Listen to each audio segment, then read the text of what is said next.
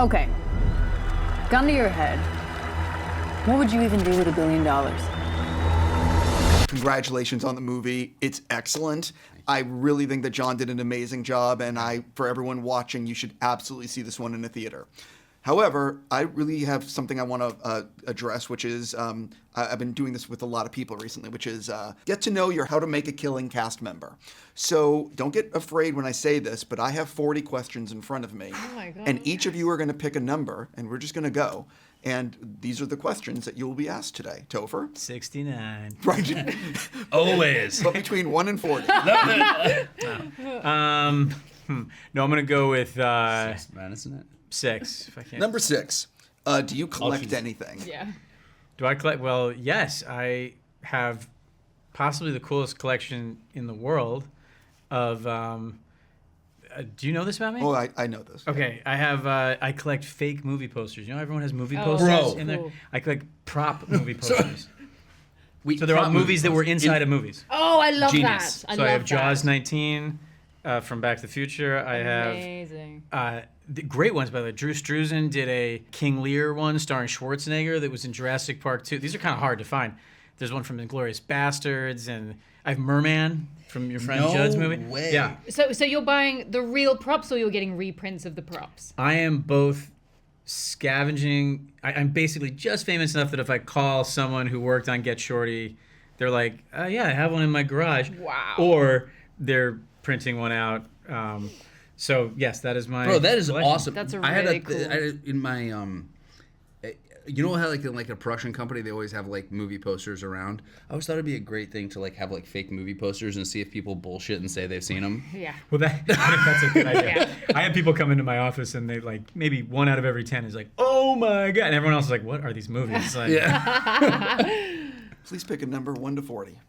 I'm gonna pick 9. yeah. What project scared you the most before saying yes? Project scared me the most before saying yes.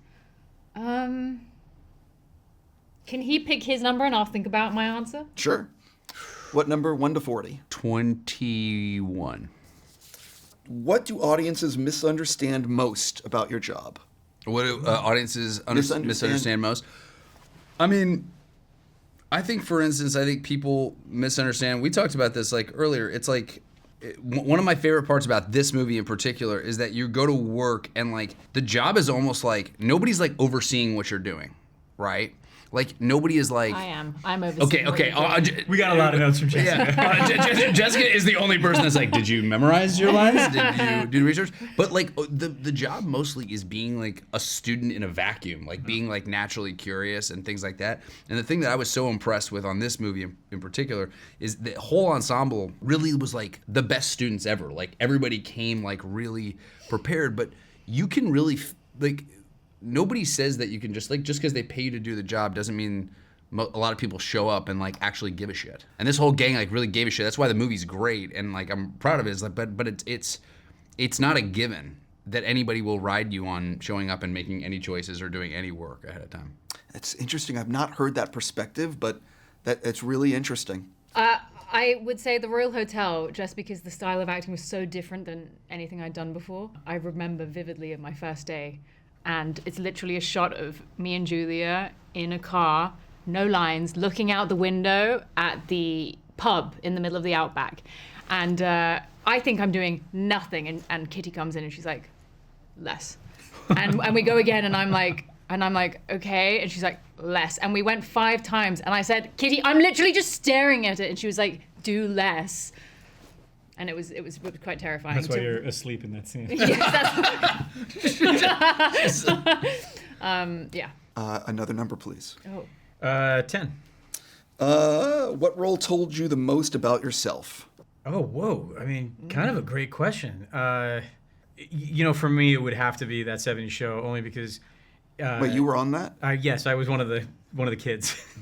It's funny. I think about Boyhood sometimes, and your buddy did an incredible job with that film. But doing a sitcom is almost like that, in that you're spending 8 years and it's documented, and you're learning over that time. And so, I mean, you can't learn more than spending that much time doing something. 26. 26 is, if you could redo one scene from your career, what would it be? Ooh, that's a good one. Okay, I'm gonna have to think again. You pick your number. Can I choose for you? Yeah. I really didn't like it in that film. I'm gonna go 33. Is there a character you've played that stuck with you longer than expected?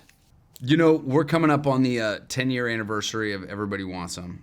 Oh, great Linklater movie. You know, to give Link some, some more love. And it's like, that movie was, I remember like, all the guys kind of getting together, because Richard Linklater kind of gave everybody kind of like a very long leash to kind of create what they wanted to create. And that role was always good on the page, but we really got to kind of create all of it ourselves for the most part. And Rick, would just kind of dial into what was making people special.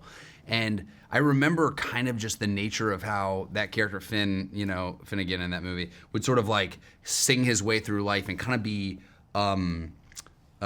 shameless about talking to people and like kind of being the first on the dance floor and all that stuff. And like as a kid, I was like really shy, right? Like the only time you'd really see me come out of my shell was like between action and cut, right? And that one was like kind of just a great reminder that like, you can.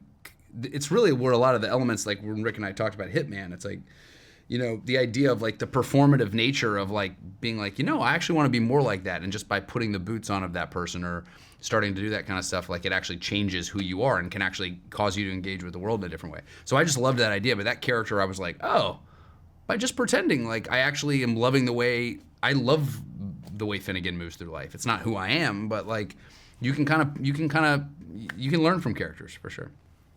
I would reshoot my first day on Iron Fist.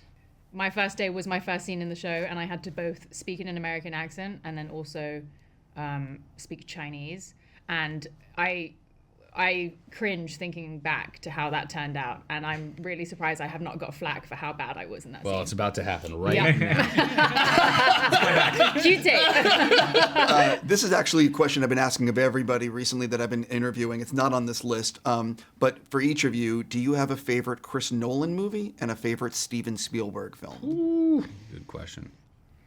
I'm gonna, because I just had to answer this in Sundance. Oh, yes. I'm going to go ahead and talk about Richard Linklater, because I know you're a good buddy of his, and you're wearing a Before Sunrise t-shirt. Just to be clear, Linklater is one of my all-time favorite filmmakers. He is a fucking genius. Well, I don't like him, and I'll tell you why. He's never put me in anything. Yeah. And this guy... And that was on purpose. I remember listening to Ethan Hawke on a podcast, who's an amazing interview, talk about how he saw Dazed and Confused, and then met him and was like, something's wrong. Like, I'm in the wrong universe that we haven't worked together. Like, he's just, and some of the stuff you guys have done together is just so good. I mean, he's still top of his game. Yeah. He's a genius. Yeah. Straight Ethan up. Hawke actually gave me one of my first jobs. Really? He directed me in a movie called The Hottest State, which is a book he wrote. Yeah.